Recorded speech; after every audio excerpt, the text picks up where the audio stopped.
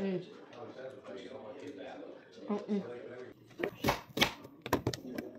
The hell is the red one? Huh? More red ones on the other side. Yeah, I don't know if you can get it. I could, but I gotta go to the other side. Okay, right here. The grower.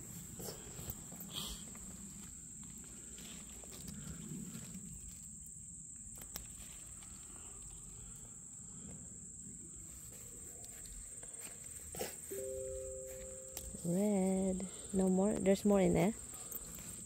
Oh, there is like, look, right here. Right, you see? Right there. That one.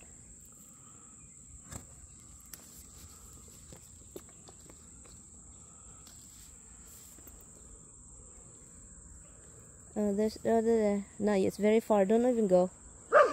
Don't. Yeah, you can't. Don't do it. And then under there. This is really long. Hello, that's very long. I think there's more under.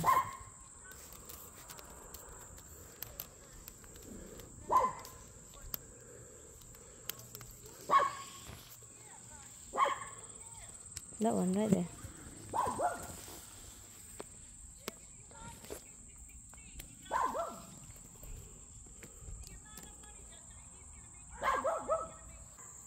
Okay. We got a bunch of string beans back here too. I'll go get it. Don't go over there. It's right here, honey. I see it. Do it properly. That's it. Don't go over. I think that's it. Right here. Right here. That one, you can get that. And the other one. And there's more right here. Look, the other side. Close to the fence. It's smaller than this one. Yeah, but it's ready. And this one's not? No.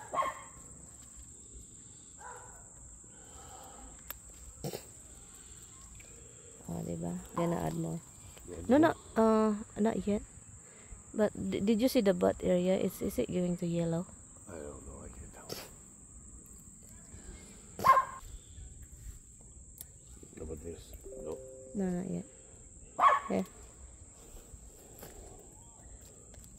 Okay. Yeah. And not yet. Right here. Oh, this one right here. Give it to me.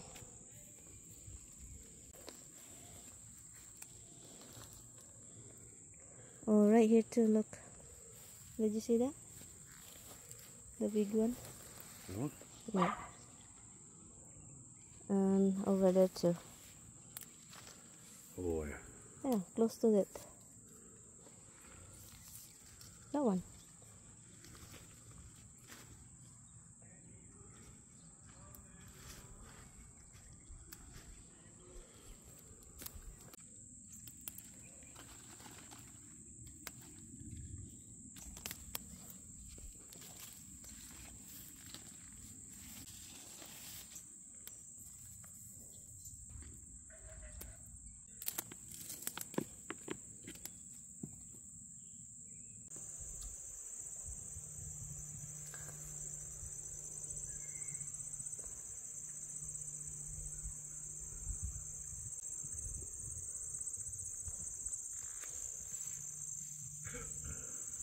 Meron palang kamatis na hinog na. Oh. Kunin na natin sila bago masira. Kunin na natin mga loves kasi parang hinog na siya. Then kunin na natin. Yung wala akong basket. Diba? And then meron pa ditong isa. Diba? Kuha tayo ng basket mga loves. Meron pa dito. Kunin. Diba? Nasisira lang yung iba. Ito kunin na natin. Magamit ko pa to para hindi naman ang daming bunga Look, ang daming bunga. Ang dami pa hanggang doon. Look. Ay, meron ditong hinog sa kabila. Dito. Look. Look. Ito sira na yung isa. Sira yan.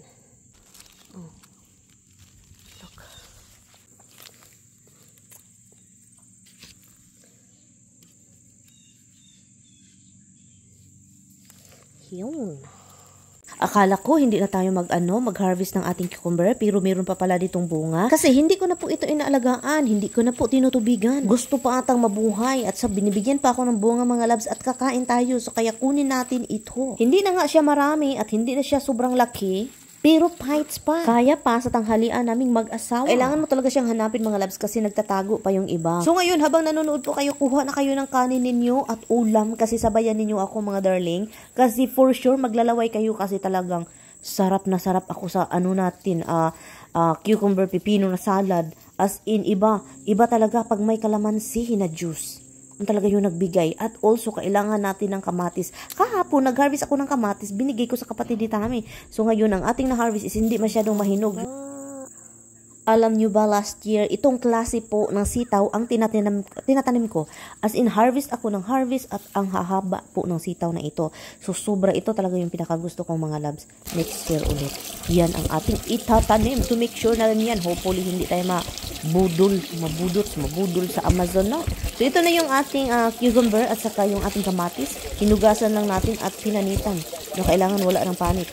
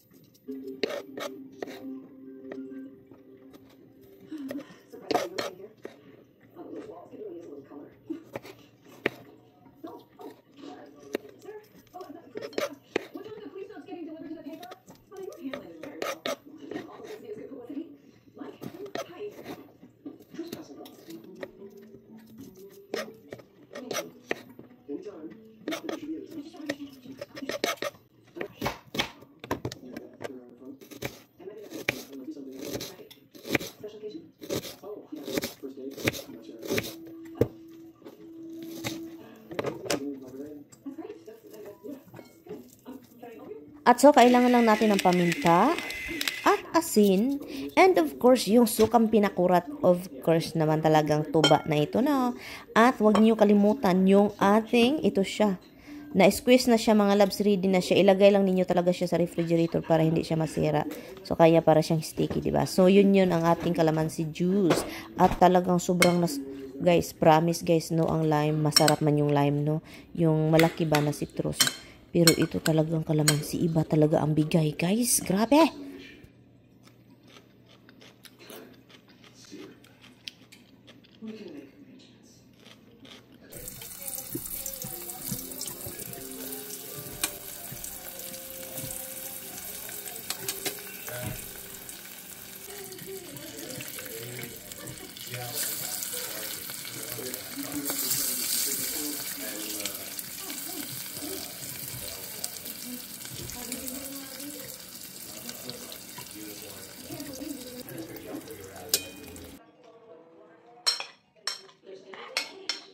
Sarap na tayo.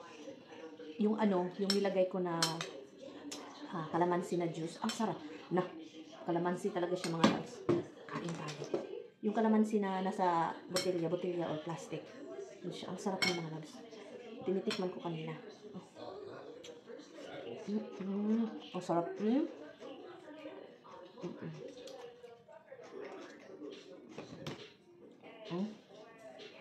Ulam na siya. Ulam na.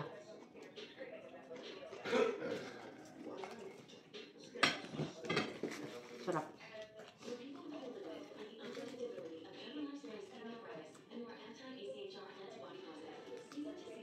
Salmonite. Ang sarap ng salmonite. Ang salmonite pang mayaman na tuyo. Mahal kasi siya. Parang yung squid na tuyo. Parang ganun. Mas mahal pa ang squid. Pero mas masarap ito kaysa squid. Ang squid masarap pero ito enjoyable. Parang iba ang lasa niya mga labs. Parang kahit tuyo siya, no? Kahit buwad siya. Pangmayaman ang lasa. Ang salmonite kasi is ano na lang, konti na lang. Hindi ko napadalhan yung kasin ko. Kasi 6 na lang natira. Alanganin. Ang sarap ng kalamansi.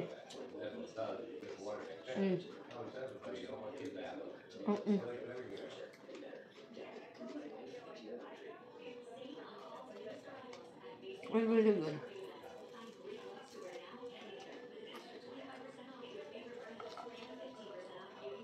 Yung kapatid ni Tami, binigyan ko ng ano, diba?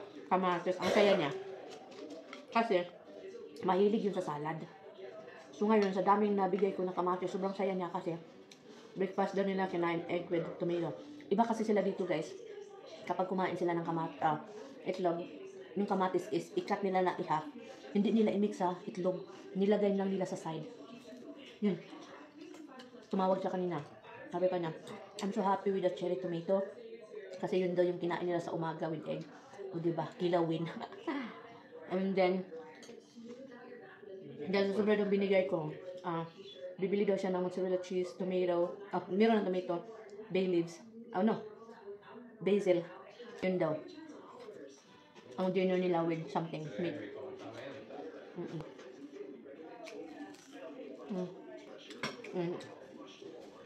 Mal magtatanong naman, kung asan si Tami. Andun. Kausap yung kapatid. Hindi siya. Yung nakita niya, nagluluto ako nito. Sabi pa niya, don't force me to eat that. Kasi ayaw talaga niya. Ang sarap, eh?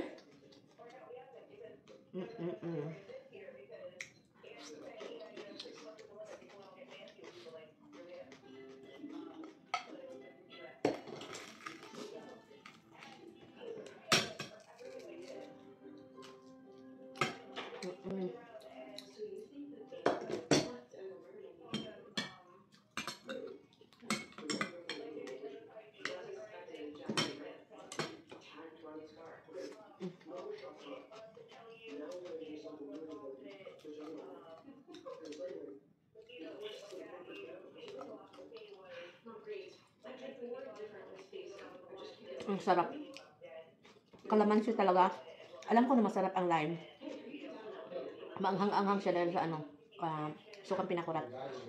Yung lime is masarap, pero mas masarap ang kalamansi. Iba ang ng kalamansi. Tira. May kakaibang tira talaga ang kalamansi, kaya kahit sobrang liit ng ating kalamansi sa Pilipinas, kahit yung mga foreigner na nagpunta sa Pilipinas, masasabi talaga nila there's a kick, di ba? May sipa ang kalamansi.